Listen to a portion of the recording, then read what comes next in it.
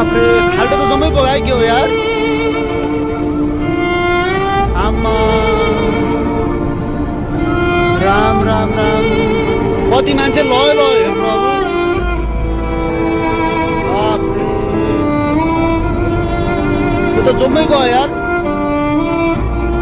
हजारौँ मान्छे राख्नु छ यहाँ त हजारौँ लाखौँ मर्छ मान्छे त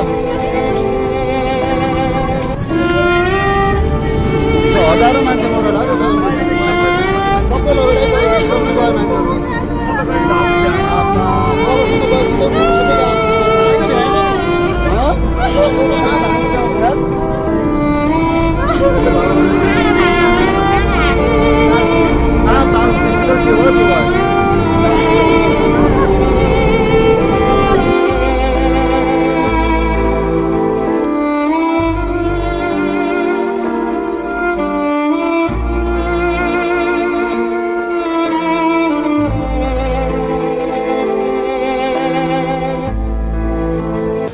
रसुवामा आएको भीषण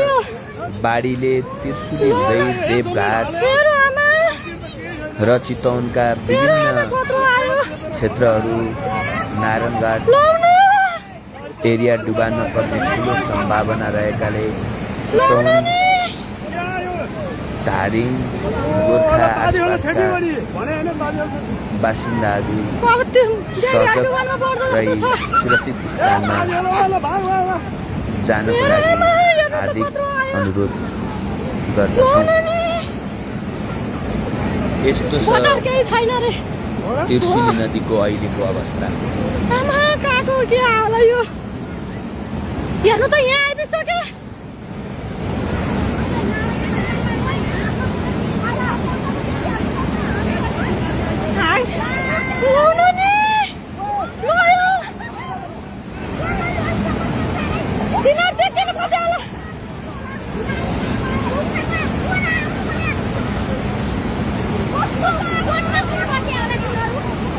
मेरो आमा कत्रो भएर आयो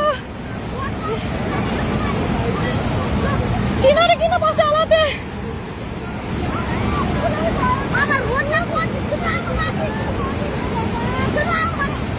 यो भगवानसम्म डुबायो मेरो आमा देवीहाट डुबानमा पर्यो मन्दिर हेर जम्मै लग्यो मन्दिर छैन के जाऊ रोशन जाऊ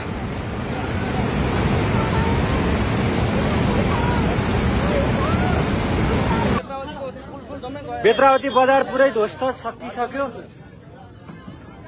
भैँसे सकियो हेर्नुहोस् 100-150 एउटा घर डुबिसकेको छ त्यहाँ मान्छे कति मरे कति के भयो केही अब पत्तै छैन यो अब हामी त कटिहाल्यौँ के फरक परेन हामी चाँडै 200-300 एउटा घर डुबिसक्यो मान्छे कति के हो गाडी कति के हो आजै फेरि गोसाइकुण्ड जाने गाडी यति धेरै आयो